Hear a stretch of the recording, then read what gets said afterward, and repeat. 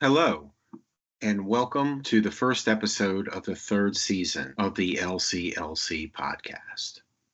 I'm your host, Matthew Biberman. This third season is devoted to my continued investigation into the flights of thought, particularly humanistic thought, from the shelter of the American Academy into alternative spaces. I do so in order to further my work as LCLC director so that I can continue to shape the conference, so that it can remain operative as a premier event for poets, writers, critics, scholars, academics, and intellectuals interested in making sense of art, literature, and culture today. In this episode, the first of the third season, I speak with Robert Archambeau, who is, in his own words, some sort of writer. He's published books of poetry, criticism, scholarship, and now a novel, Alice B. Toklas is Missing. He also sometimes functions as an art critic and bemoans the fact that he is now chair of the English department at his beloved Lake Forest College outside of Chicago. Bob had the opportunity to read from Alice B. Toklas is Missing this past February, not on site at the Louisville conference, but off site, perhaps an even more exciting opportunity at Surface Noise, a shop that is much beloved by the bohemians of Louisville. Bob, why don't you start with telling me what it was like to read at Surface Noise? I've got to begin by saying a more exciting venue to read than the LCLC, almost impossible, right? But no, Surface Noise is a place I just feel it's the kind of place I like to be in. It is, for those who don't know, kind of tucked away, a small storefront place that is a bookstore. It's also a record store, vinyl records, and an art gallery. I think of it as an emanation of the personality of the guy who runs it, Brett Ralph, who's a poet and a musician, kind of an old punk rock guy. What I like about Surface Noise is kind of what I like about old punk rock guys, which is the kind of DIY, do-it-yourself vibe, right? You want to make something happen, you don't wait for permission, you don't get too hung up on fetishizing technique. And it had a lot in common in the vibe of the place with some of the things I was writing about. Alice B. Toklas is Missing is set in Paris in the 20s, revolving around the salon that Gertrude Stein had, where all the modernist artists and writers and every kind of outsider bohemian was welcome. And, punk and Dada, punk and surrealism, they have a lot in common, right? It's not about refined excellence. It's about exploration. And so that's the vibe of the place. And it was just really cool to get to be there, not as a customer. I usually am when I get down to Louisville once a year for the excellent LCLC. Surface Noise is kind of a spot of pilgrimage for me. One of my goals is to give Brett a budget and just tell him, load me up with stuff I don't know about. And so it was a great vibe for a novel that comes out of a sort of bohemian scene. And that was a real privilege to do that, to be there. And Brett always has interesting people coming in, writers and musicians and artists. So it ought to be a site of pilgrimage for everyone, the way it is for me when they come through Louisville. Why don't we give our listeners and viewers, when we get it up on YouTube, a taste of Alice B. Toklas is Missing? This will be a little bit different from what I've been reading because, when you do readings, that's all you're doing and it's going to be longer form. But I'll give you a short bit that I hope gives some of the flavor of this. Probably we should say a few words about the general premise of the book just to set it up. Our protagonist is a young woman named Ida who comes she's a poor girl from a rich town, Lake Forest, Illinois, which is sort of the Greenwich, Connecticut of Chicago. But she grows up in a poor family, people who are kind of the servant class in the town. And she foresees for herself, she's coming of age around 1920, this kind of marginal life in a very hierarchical world. And she's self-effacing.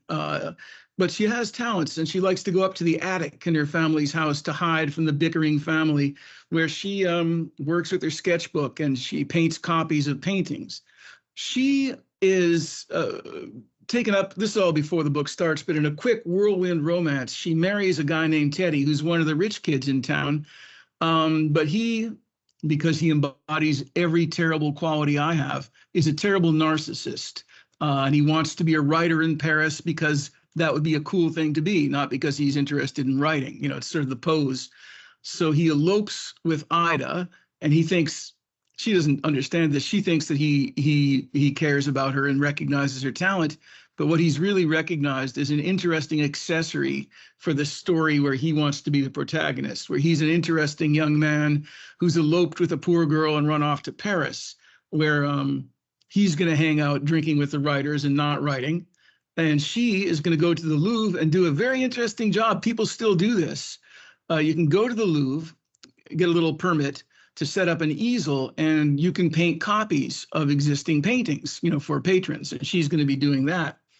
But their big break comes when they are invited to visit Gertrude Stein's salon, right, where all the writers and intellectuals gather. And I'm going to read you the bit where they first walk into the salon, which is a cause of great anxiety for Ida. You know, she worries that she won't fit in. Teddy, of course, is filled with confidence. And I just kind of talked herself into believing it's going to be okay. She knows about art. She spent a lot of time in the Louvre looking at paintings.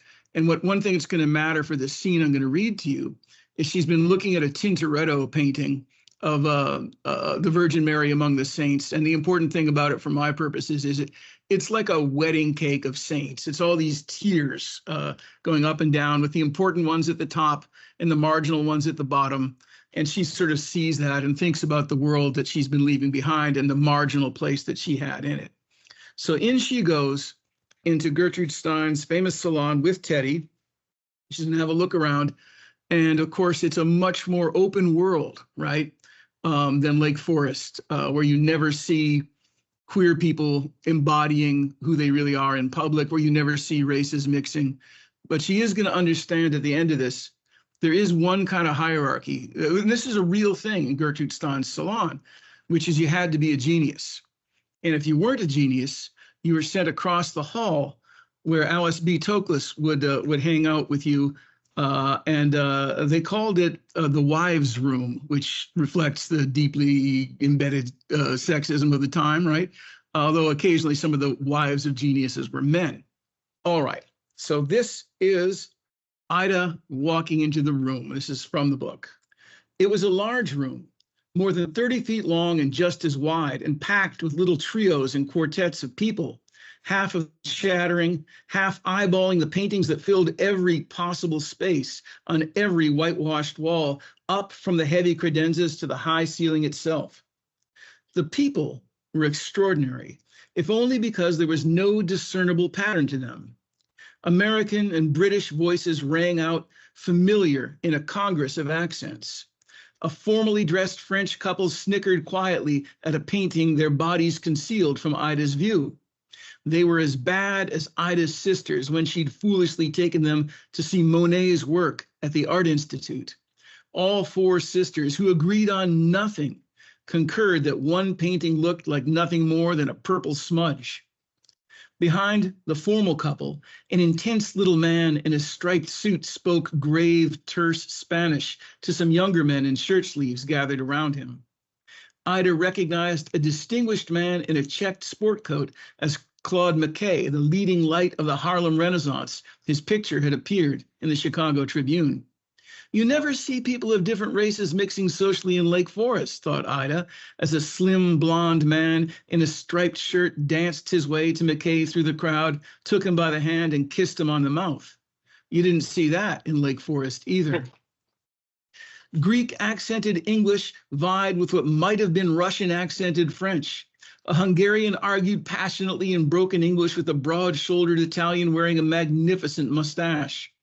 A somber, dark-suited German stood before a painted nude in an attitude of reverence, as if he were about to genuflect or light a votive candle. Some wore the latest fashions. Some looked as though they'd slept in their clothes. One slender man wore a sailor's hat and a shining golden waistcoat, from which he pulled a folded sheet with a poem written in an elegant hand. A woman with long loops of pearls and a cloche hat held a similar woman's hand, leaning in to whisper in her ear. And across this expanse of mismatched humanity, perched with her legs tucked under her in a squat square chair by the fireplace, was a Buddha, a sphinx, a corpulent barefoot empress in a brown corduroy dress, laughing a big-bellied guffaw and beckoning a guest to her chair with a pudgy hand. This was Gertrude Stein herself, smiling the smile of an indulgent mother as the gold-vested man in the sailor hat approached, bowed low, and offered her his poem. Gertrude Stein at the center of her own whirlwind, as surely as was Tintoretto's Madonna. But even this scene from the royal court of some lost Bohemian empire couldn't hold Ida's gaze for long. Not with the riot of paintings on the walls. They rose up 3, sometimes 4 tiers of them, like the saints in the Tintoretto. But that was the end of any resemblance to the art in the Louvre. She may know art, Ida told herself, but she didn't know these. Some couldn't possibly be finished. Figures outlined with crude, black, childish lines, color daubed here and there, and parts of the canvas left blank, unpainted, indecently nude. The shadows on a man's face in a monstrous green. But more than that, it was the painting closest to where Ida stood that shook her. 3 square feet and showing at its center what must be a jagged-edged guitar or cello in outline. It dizzied. Lines and planes and blocks of color she couldn't understand where it put her. Tintoretto put her at the center of a world which opened before her in holy glory. This painting put her first to the left of the cello, then to the right and above, behind. This painting didn't put her anywhere or put her everywhere at once. And when she settled somewhere, it poked her off balance and she landed somewhere else again. So did the one that hung above it. This was awful. She knew nothing about art. This was loony. This was great. She knew nothing. This was insolent. It was spitting on the graves of the masters. No, this was a horde of art she did not understand. She wouldn't snicker. She was not like her sisters. She was not like the well-dressed French couple now turning to laugh on their way out the door, but she was certainly not who she thought she was this afternoon in the Louvre. What did she know now of what an artist did, or why? The bird-like woman was at her side, had taken her elbow and Teddy's too.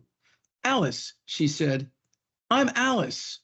I entertain the wives of these geniuses in the room on the other side of the foyer with the lemon cake. And what do you do?" And we'll leave it there with the meeting of Alice, who is unfortunately going to disappear at the end of this scene and sort of incite the quest to find her, and Teddy, who disappears too and leaves Ida on her own. But I should stop telling you the plot. Yeah. No reason to read the book.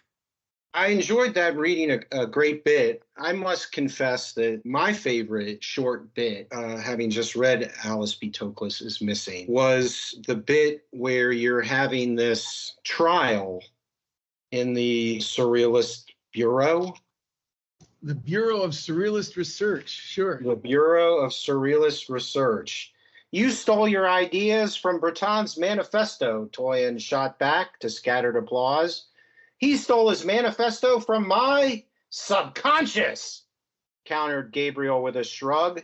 The crowd howled in approval. Tell me about how you came up with the idea of running with this Surrealist Bureau and these kind of comic interludes that dot the book. Yeah, well, the Bureau of Surrealist Research, I mean, it sounds like something you make up, like it's going to be a detective agency. It was a real thing. The Surrealists opened up a kind of a storefront, and people would walk in and they would have Surrealist interactions with them, and they would do what they called research. For a lot of the early surrealists, the notion that surrealism was art was misguided, right? It was about doing research. So they had all kinds of fascinating things they would do, including a whole lot of games, which you can find them published, different kinds of surrealist games. But one of the things they did that was kind of serious and kind of not serious would be to gather and to hold trials of various, imaginative figures. The one you were talking about is surrealism is sort of the past, rather, is being charged with being the enemy of surrealism. Toyen, who's based on a real, very radical figure, accuses the past of all the things we accuse the past of. It's racism, it's sexism, it's classism, and all that. And the defense that comes back is that the past is surreal.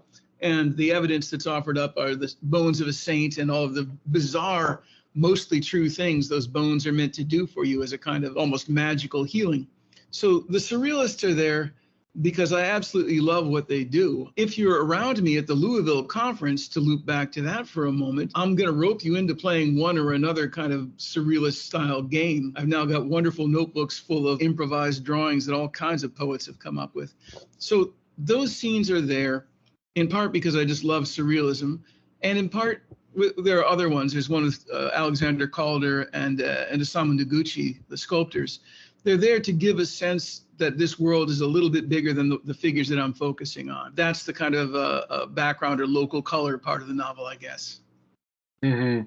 Did you put Morley Callahan in the book to nod to your Canadian roots? Yes, I did. Morley Callahan is there only as Canadian content, and Canadian content is there not because I grew up in Canada, but because I grew up in Canada in the 70s and the 80s when there were laws, they might still exist, that mandated a certain amount of your television was Canadian content, to hold back the mighty empire of Hollywood. So Morley Callahan is my nod, not just to Canada, but to Canadian content and to everyone who's been involved with it. And by the way, Morley Callahan was a better boxer than Ernest Hemingway. That is a fact. We'll just put that out there. Now, of the characters, and part of the challenge, of course, for this kind of book is that you are inserting your fictional creations, your darlings of your mind, into these real figures, some of them quite famous and objects of obsession for various people.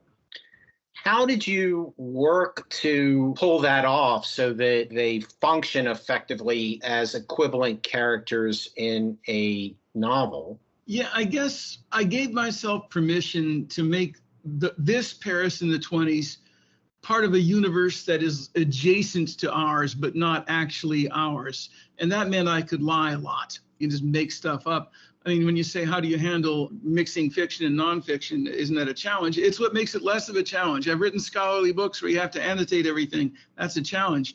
This can be an expression of the 1920s I'd like to see.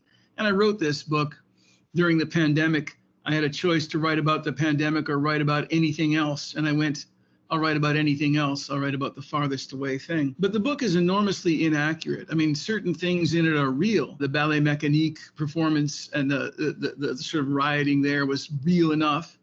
The salon was real. The wives of the geniuses being sent across the hall was real. But if you look at the chronology for when various paintings that appear, in the book had been painted and when various performances are going on, a friend of mine did an analysis of it and said it had to be the years 1922 to 1927 simultaneously. So I think we're just taking place in a universe where I've given myself permission to make the events of the real world a little bit fungible so that they make a better story. Right. I'm tempted to do that when I'm teaching literary history too. I really have to check myself because you want to make up some anecdotes. Right. Well, one of the characters that pops in and out and is a very effective foil in the piece is Robert McAlmon.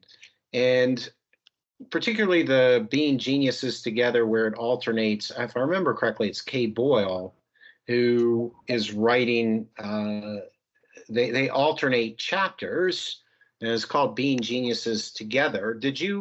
Is that a source for you? If it's not a source, what sources were you relying on to bring your world of Paris to life. Oh, yeah. No, Being Geniuses Together, that book they wrote together. I read that. I set out to try to read all the memoirs that had been written of Paris. And I read some history, but I wasn't that interested in being historically accurate. I wanted more like the kind of memoirs that a slightly unreliable person would write who wants to make the stories a bit better. And of course, that's all the memoirs. That's Hemingway's memoir. That's John Glasgow's memoir. That's certainly McAlmon's memoir. Everybody wrote memoirs. Jimmy the bartender, as he signed himself, wrote a memoir, and it's a pretty good one if you're looking for the look and feel and the surfaces and the quirky little details that are more appropriate to fiction than they are to scholarship, although, I try to put them in. Editors take them out. I remember having a big argument with an editor once because I wanted to mention that a certain poem was written while the guy who wrote it was spending his nights on the long leather couch in the front room of another poet. And I thought, that puts you there, that sofa. And they wouldn't let me have the sofa. So in this kind of book, you can have the sofa. The detail that I always wondered about the most, I guess, that stuck with me from reading Being Geniuses Together was McAlmon's claim that he typed up Molly Bloom's soliloquy at the end of Ulysses, and that after a while of trying to insert all the different pieces of paper as per Joyce's instructions, as this goes there, that goes there, this goes there, that goes there, he just gave up and just started to drop them in however he wanted. And that Joyce accepted the revisions and saying something like, "I see what you've done, and it's all to the better." And that's a McAlmon story in Being Geniuses Together. Yeah, and that's exactly the kind of thing that I wanted to do, which is to say that's a really good story. I don't know. I remember reading it. I don't remember what Joyce scholars have said about it. They probably say it's apocryphal, right? Rather than get too serious about it. And it's probably not true, but it might be true. And that's an interesting kind of point to be at. But one of the great things about starting to write fiction is to explore the pleasures of making stuff up, and especially writing something that's sort of historical fiction, because you just get to redo the past the way you'd rather do it. And you don't have to be responsible to the sources. You have to be responsible to the story. Mm-hmm. Why The Lady of Shalott? Oh, yeah. The Lady of Shalott. In the book, it's the painting by John Waterhouse, that's based on Tennyson's poem. And, there were a ton of paintings of sort of fake medieval subjects at the time of Tennyson. Well, this is an image that Ida knows very well from studying it in art books and making a copy of it. And she thinks about it a lot. Part of that is to show that she's a little out of date, right? This is not modernism. This is a very Victorian kind of painting of a helpless looking young woman floating downstream in a kind of passive resignation. What I wanted to happen in the book is for Ida to do a lot of her thinking through the paintings she's looked at. Like she looked at that Tintoretto and thought about her own life. So she's going to see herself as that helpless, timid, self-effacing figure. And at the beginning of the book, that's accurate. One of the things that has to happen with Ida is she has to realize that she really is an artist, and she has to realize that she really is an agent. She's everything about the world she's grown up in has told her not to be those things. And so she starts to re-see the painting in her mind into one where the Lady of Shalott is paddling her own canoe. She's going somewhere under her own power. And that sort of a reflection of what's happening to Ida as she becomes a person. And of course, we come to expect that out of a novel like this, that we're going to make our fictional heroine have a Bildungsroman development. We're going to give her interiority, and we're going to give her a journey. And I think you do that beautifully, and I think it's very satisfying as a reader to be taken on that journey. The thing that makes it especially interesting is that you take the liberty really of doing that to some degree with the other historical figures. But with T.S. Eliot, you do it almost to the same degree that you do it with your protagonist here. Why does Elliot work so effectively for you as a character to create depth and sympathy for? I'm so glad you asked about him. He's called Tom in the book, as he was by a lot of people in life. He was not in the first draft of this book. And I owe it to my wife, Valerie, who is a great commentator on the things I'm coming up with and doesn't let me get away with anything. And to a colleague of mine, a historian named Dan LeMahieu. They both gave me the versions of the same comment. Valerie told me that the novel needed a love interest. So we have T.S. Eliot, unlikely love interest. And Dan LeMahieu told me correctly of the first draft that my characters are motivated by ideas and aesthetics. They need to want to have sex with each other. And I was like, okay. So in comes T.S. Eliot. I think what you're reacting to, because I had a note from you about how much you liked him as a character here, is his conflictedness, right? Because he's really drawn to Ida. He's also married to Vivian, right? Although it's deeply unhappy, as is well known. It's in the wasteland. They're bickering and their sorrows, and her madness and his difficulty, and all the pathos for both of them. And then, of course, Ida's married equally unhappily to Teddy, who is a cad. Not technically a cad, but cad-like. Anyway, Tom is deeply conflicted.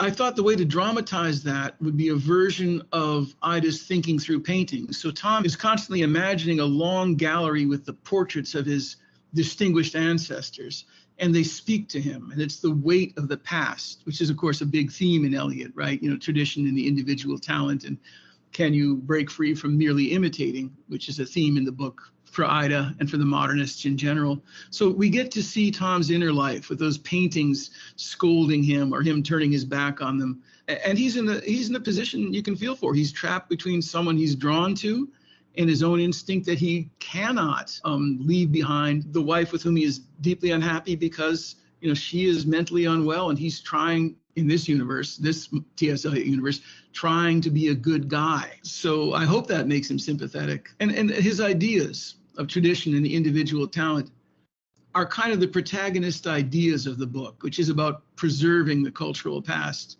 Whereas the futurists who are present in the book as well, their manifesto really calls for, dynamiting all the Berninis in Florence, Rome rather.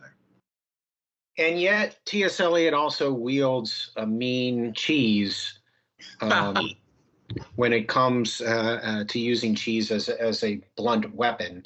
So you've got this is very effective, and I think it's disarming in its charm and in the degree to which you do it so easily, or apparently easily, but very hard to do, and that is to maintain a light social satire tone and then disrupt that tone periodically and go for true realistic novel depth of character and attachment for the reader that makes for a more satisfying read. If you didn't risk more, the book wouldn't be as good as it is. Were there any models for you on how you were going to do that? Charlie Chaplin, because I was thinking about the 20s for this book. You watch Charlie Chaplin movies, there is deep pathos, right? And there's powerful emotion, maybe erring on the side of melodrama, but it can be punctuated with slapstick, right? And it works. So I don't pretend to be that kind of genius, but yeah, if you can get a situation set up where your protagonist, hiding in the catacombs beneath Paris, assails a potential brigand with the biggest wheel of the hardest cheese imaginable, because this cheese is an expression of the cheese connoisseurship of T.S. Eliot, which was real. That's a great thing to be able to get away with. And I think it's good for the reader. Everybody loves slapstick, don't they? Yeah, I certainly do. So I didn't get a chance to break away and go down to surface noise, but I did pop my head in, and I think your session was on literary communities, yeah, as I recall, and listen to you and some of our mutual friends talk about literary community. And in that conversation, you were feeling that your days of writing sort of dry academic scholastic criticism might be done. Is that how you still feel? Yeah, I mean, I never quite know where exactly I'm going to be 5 years down the road, but I've stopped writing that kind of thing in order to write novels and a few other types of writing, and I'm not entirely sure I'm going to go back. Of course, W.H. Auden used to say a poet is someone who has written a poem and is by no means certain that he's going to ever be able to write another one. So who knows? But I was only ever kind of accidentally a scholar in the square sense of the word, you know, peer review, university press, that sort of thing. I've written a couple of books like that, but I wrote those because it was the available means to answer some questions I had. I was writing poetry, and I was a graduate student of John Matthias, who's a wonderful poet who was at Stanford with people like Robert Pinsky and Robert Hass and other very interesting poets. And I was trying to figure out what kind of poet I wanted to be. So my first scholarly book was about that group of guys. They were all guys because it was all me trying to figure out what kind of guy I was going to be. I was young, forgive me. You know, and so that book was to help me answer that question. And of course, it turns out I wasn't any of those guys. I was the guy who had written about those guys. And then the other big scholarly book was called Poetry and Uselessness. And I was really trying to figure out what is the place of aesthetics in the world. Because I'm an art school brat, and that's the question that means everything to me. And I didn't feel like I answered those questions, but I answered them well enough for me. So as a question, what compels me now? I was thinking about there's an album of late pieces by Rossini, and it's called Sins of My Old Age. He'd quit doing big, ambitious things, and he's going to try this. And I thought, okay, I'm still in my 50s, but what are the sins of my old age going to be? And I said, the thing I don't know anything about, the thing I'm worst at is plot. So I'm going to do something big with plot and see where that takes me. And turns out I liked doing it. It's a different kind of outline than you write for a scholarly book, and a different kind of shape that comes out. I wonder, as I put on my conference director hat. That's the one with the Viking horns. Exactly.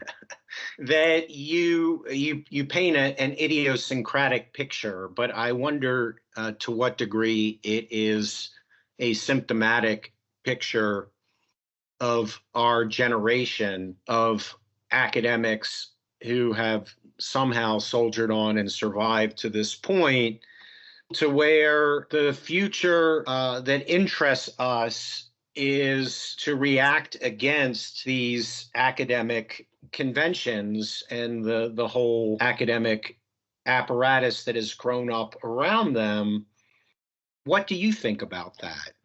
Oh, I mean, I think you're asking me about the fate of the humanities. And because I'm thinking about the novel Alice B. Toklas is Missing right now, I see it as connected to one of those themes in that novel. You know, there's a grand plot to destroy the great monuments of Paris, and part of finding Alice B. Toklas is going to be saving Paris from this implausible cataclysmic destruction. But like I said earlier, the hero ideas of the book are sort of versions of tradition and individual talent. The part of it that says, if the past doesn't seem to quite fit you, remake it to fit the world that you're in, to fit your world. Not the imperatives of other people in the world, but remake it to fit what you know and who you are. That's kind of how the book works. And I think that's true of do both of these things, me and the conference and the humanities generally. This novel, it's a change in how I write, but it's almost literary criticism and art criticism by other means. It's writing about the kinds of things I've been thinking about for a long time. And it's just changing the approach to that, old wine and new bottles. And what I see happening with the conference as it evolves is, I think, probably there's going to be less of the old style, university press, peer-reviewed scholarly paper for lots of reasons that don't necessarily mean decline. A lot of people can converse. They don't need to come to a conference. They can be in Zoom or Teams conversations. There's a lot of ways to be in touch. I think it's important to get in touch in person too, but I think we are going to see less of that, and we're probably going to see more of the creative arts and writing, which is a more burgeoning side of academia, in just a numbers way. You know, cultural forms, if you do any kind of historical scholarship, they're always changing. They're never constant. When we think of how it always was, we're always wrong. So I think the challenge is to not see the future with dread. You know, Ida lets go of thinking all paintings have to look like Tintoretto, and understands and is open to that Cubist painting in the scene I read. And I think it's important to be as open as she is, and to be as proactive, not just to take things passively, but to contribute to it somehow. What's next for Bob the novelist here? I like Bob the novelist. I want a conference badge that says that. And maybe that's the new way of the conference, as opposed to Robert Archambeau, chair of the English Department at Lake Forest College, Bob the novelist. But I don't think Ida's done with me or me with her. I've got a sequel that I think is just about ready, knock on wood, which is its working title is The Bloomsbury Forgery. And our same characters go to London and meet the Virginia Woolf Circle. And it's first half kind of Gothic novel and second half comic farce. But that book, if Alice B. Toklas is missing, is about becoming an artist, a Kunstlerroman, right, a version of Bildungsroman. The second one, I think, is about family, because the Bloomsbury Circle is such an interesting group. On the one hand, they're kind of a family of choice, right, for people who are in one way or another unusual in their world. But it's also, when you look at it, like these families have been intertwined for a long time, and it embodies certain kinds of privileges and inevitable exclusions. Like you can't have been Virginia Woolf's old friend from childhood. That's not something you can Gatsby your way into. So it's a book about family, and I want to write a third one. And about all I have is a title, a commitment to set a scene in the automat restaurants in New York in the 30s, and Philadelphia, they had them, and a sense that it's going to be about art and commerce, because it's going to go to America. And I want to call it the Figure 5 in gold, after the Charles Demuth painting. I'd like the idea of a big gold number rushing down the streets of a dark city, except for me, it's not going to be a fire engine. It's going to be the idea of money and how that haunts artists in the age of early Hollywood. So I want to do those. Is our fly boy with no last name but first name Jay going to make his way to West Egg, or is it East Egg, and appear in our Gotham novel? I'm going to write that down, because that would be good. I don't have him in the second novel, but to have him come back and have a kind of Gatsby quality, he's already got the name. Yes, he does. Well, there you go. Right. Well, while I'm plying you with suggestions. Yeah. As you know, I've been working on this Biberman family memoir, and I have a little bit of an Edward Biberman, who was a painter of this period and spent time in Paris. And he comments in response to a question about his days in Paris. A very close friend of mine in Paris was Isamu Noguchi, the sculptor, who, of course, became very well known. Man Ray was already a prominent figure. Some of the other American painters, Marsden Hartley, Adolphe Den, Ernst Fien, Stuart Davis, Emile Gasso, and others were in and out of Paris then. I saw a great deal of Sandy Calder, then doing wire sculpture, only later making his mobiles, his stabiles, and all the other things he does these days. Mark Blitzen, I've already said, was a friend of mine. He was also from Philadelphia. George Anthill, who was very well known, of course, as an enfant terrible in the field of music, was a friend. So Edward, after his trip with Calder to Berlin, they go together and they exhibit in different galleries at the same time.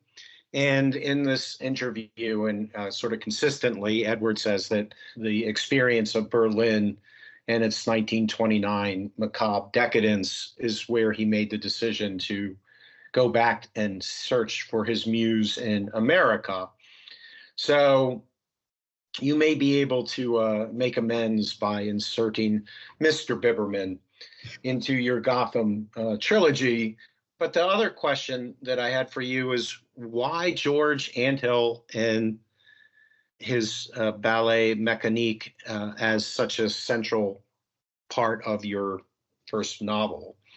Yeah, I first learned, I should credit him for this, I first learned about ballet mécanique from John Matthias, my old grad school mentor, and it figures in some of his poems that are really wonderful, and you ought to look them up. But it's such a strange thing, ballet mécanique. George Anthill wanted to compose for player pianos and other automated instruments, all sort of synced up to play without any players. And it was sort of beyond the technical capacity of the time to have much of a success with. But it was a big performance. It was very modern, very self-consciously modern. You're going to have airplane engines. You're going to have all kinds of mechanical things.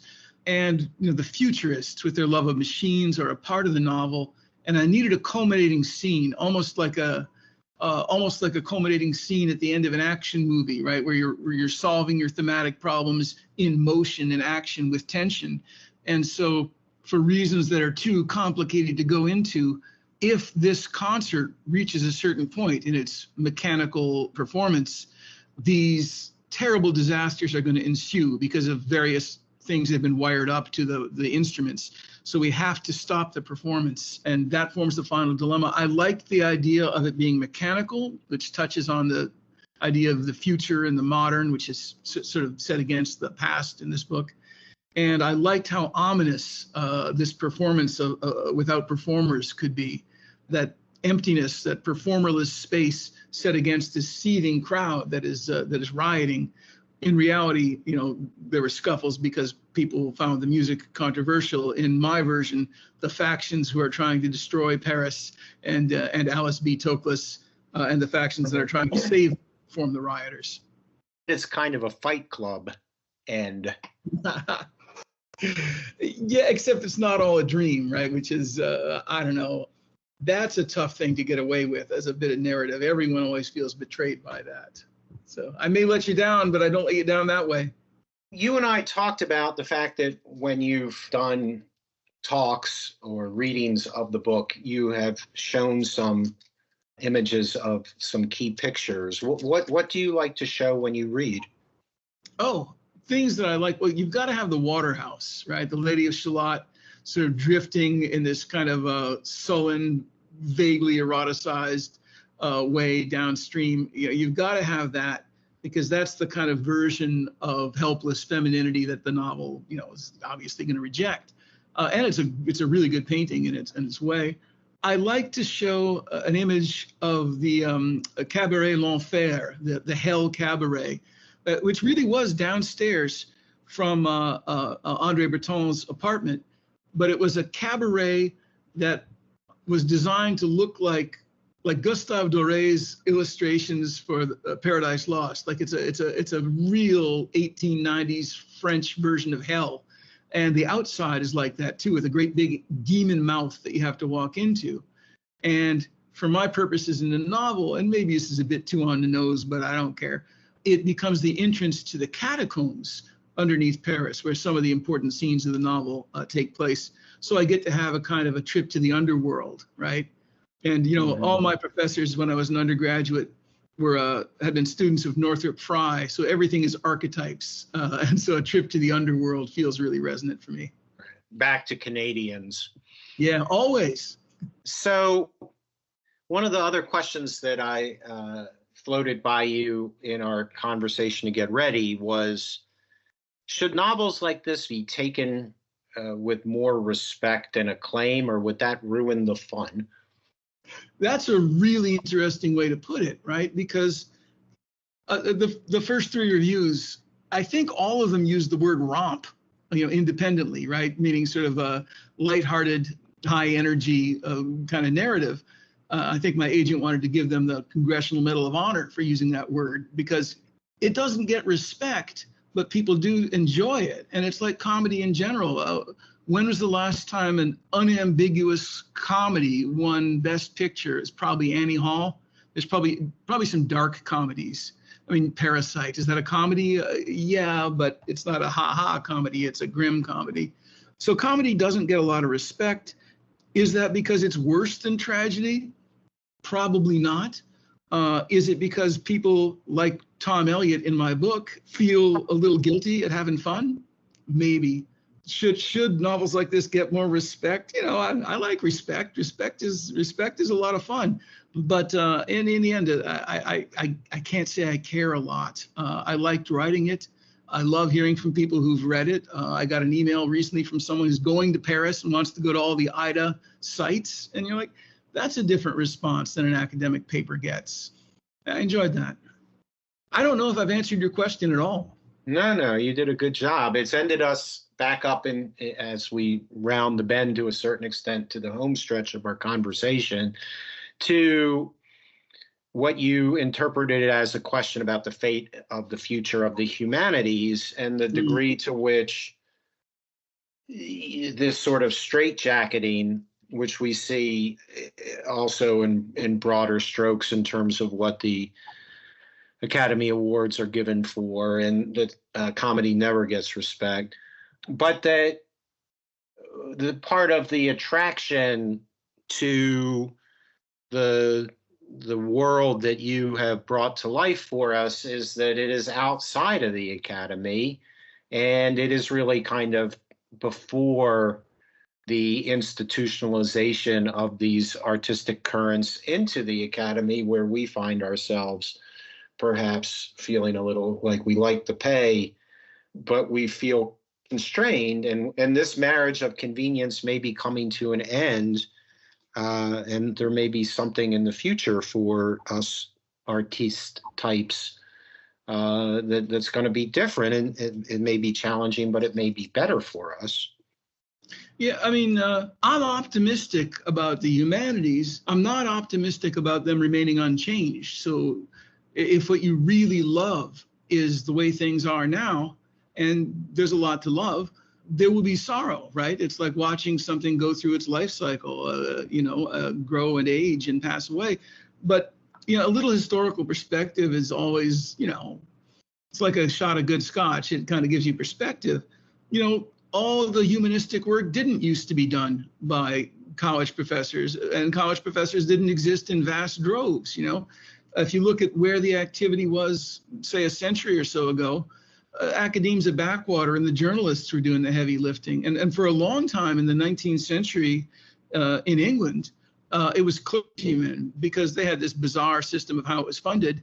And you had a lot of people who were drawing incomes from the Church of England and not really having much to do. And they did all the archaeology and the philology and stuff like that. So in the future, you know, it's unlikely that things are going to look institutionally like they are.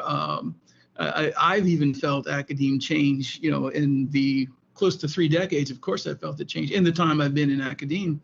But, you know, I don't see the humanities going away because they're an emanation of humanity. They're kind of something that has been with us for a long time, the world of the imagination, the world of memory, right? And I think they're companions that we're going to keep with us. They're just going to look different and do different things for us because we're going to need that. Right. I share your sentiment. I often put it that I'm not so much concerned about the future of the humanities. I'm concerned about the degradation of the university. The university in shucking off the humanities is going to become a lesser place. It may end up being a better deal. It's like a bad marriage. Somebody's going to walk away with a little bit more, and the humanities may walk away with a little bit more from the divorce when it happens, you know. Yeah, I mean, you know, my instinct, since the part of academe that has been very good to me appears to be heading into eclipse. You know, my instinct emotionally is to let the elegiac sentiment come to the fore. And if we do end up with, you know, the kind of technocratic job training facility and STEM research institution that many people predict, before I'm prepared to say that that's a terrible thing, I'd have to see the whole kind of ecosystem it fits in. Like, like you say, maybe the humanities comes out ahead. Maybe that kind of work does get done elsewhere in ways that are more suited to how people need it now. So I'm not quite prepared to be a huge pessimist. Again, except again, if we want things to stay the same, then we are in real trouble, because nothing does that. And you can hear the university changing if you listen. Well, that's why I am pursuing this thread in the podcast, is to try to talk to people who I respect and admire, and who I think are blazing paths that others of us are going to follow. And I think you've done that generally with your work, but I've particularly enjoyed Alice B. Toklas is Missing, and I have enjoyed our conversation today about it. Well, I appreciate that. I mean, coming from you, that's I'm going to take that compliment very much to heart. Thanks. You're welcome. So, any last thoughts or omissions or things you wish to say that have not been said? Oh, in a very Eliotic way. Well, I'll tell you this. I should have mentioned this, or maybe I did. I don't think I did, when we were talking about serious scholarship and am I done with it? I do have a book, a critical book I want to write. I don't think I mentioned it. The working title for it is Soul, Sublime, Genius. And the idea is to take largely discarded aesthetic concepts, the picturesque or something like that. You don't really run across that much in art in America, unless they're talking about something historical. But I wanted to take obsolete aesthetic ideas and apply them to contemporary art, or more or less contemporary art, and see what happens, and maybe have slightly different conversations than I see being had about artworks. If that's serious scholarship, well, it's more criticism. But if that's serious academic work, then I'm going to do some serious academic work. And if that's not serious academic work, then I'm doing something else. My thanks again to Bob Archambeau for agreeing to participate in this podcast. If you've enjoyed this episode, please consider liking, subscribing, leaving a review, telling friends, and spreading the word. And of course, we're most interested in having you join us for an upcoming LCLC conference. To learn more, feel free to contact me directly, Matthew Biberman. Details can be found at thelouisvilleconference.com.